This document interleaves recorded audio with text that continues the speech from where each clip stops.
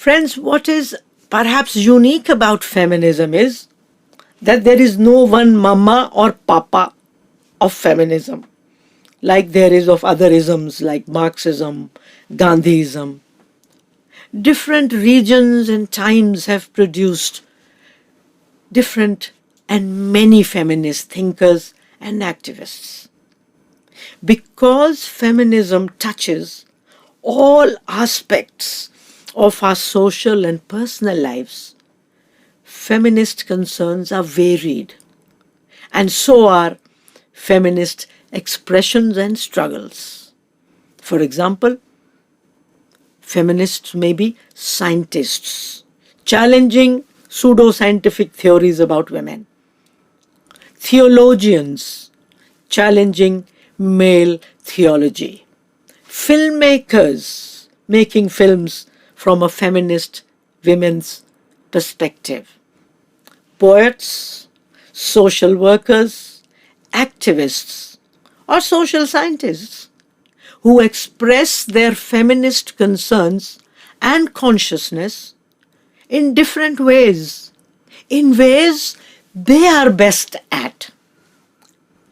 I think the multiple voices of feminisms have enriched us and have rooted us in our different realities. In the US, there is no dowry. Therefore, feminists in the USA did not talk about dowry. They did not talk about sati. We did in India because we have dowry and we have sati. In Bangladesh, men started throwing acids on women. So, Bangladeshi feminists took up that issue. In the 17th and 18th century Europe, millions of women, they say 6 to 8 million women were killed as witches. In Africa, female genital mutilation takes place and affects millions of young girls and women. In Pakistan, religious laws were denying equality to women. In all these countries and regions, local feminists have been agitating against local issues.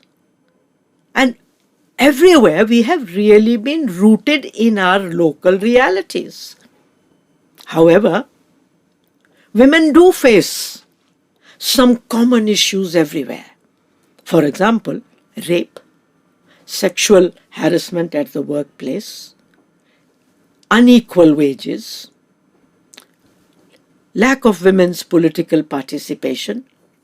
These are all global issues. Therefore, these are our common struggles across countries. Feminism, therefore, is both local and global. Also, the concerns, expressions, and struggles of a single feminist may change in different phases of her life. As a student, she may struggle against sexism in her school and college. As an employed woman, her concerns may be about suitable working environment for women. As a working mother, she may have to fight for creches or against sexism in children's books. As a divorced woman, she may have to struggle with all the problems single women face in society.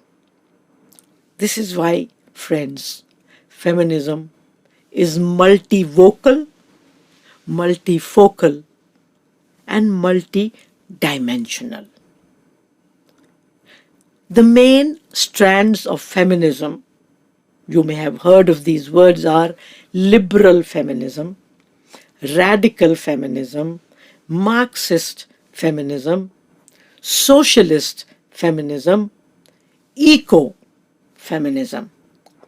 There is also black feminism, Dalit feminism, cultural feminism, Islamic feminism, Gandhian feminism, All these feminisms are concerned with gender equality and improving the lot of women.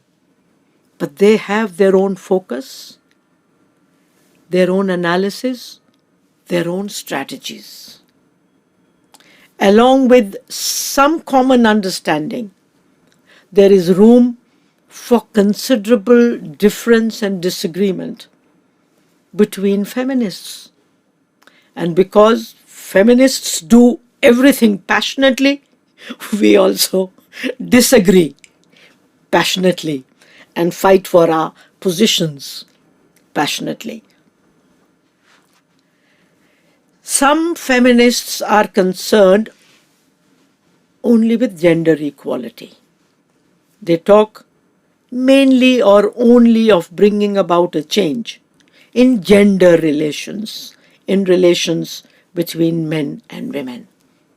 But there are other feminists, like me for example, who think that gender hierarchy is only one of the many unjust hierarchies and systems. There are other unjust and exploitative systems like class, caste, and race. These systems intersect and influence each other. Therefore, we have to understand and challenge all of them, although we may work on one system more than the other. Let me explain. I'm a woman, yes, but besides being a woman, I'm a so-called upper class woman. I am an exploiting caste woman. Being a rich woman, I may be exploiting the women who work for me at home. Because of my caste, I may be discriminating against Dalits in my personal life. Hence, we need to address multiple inequalities and not just one. For example, black feminists in the US felt that white feminists were not addressing race. They were talking only about equality between men and women. They said, but what about race? What about what you white women do to black women? So it was necessary for them to create black feminism, which spoke both of race and gender and understood how they intersect, how they relate to each other. Similarly, in India, Dalit women felt the mainstream women's movement was upper caste and it was not addressing caste issues adequately. And so they created Dalit feminism.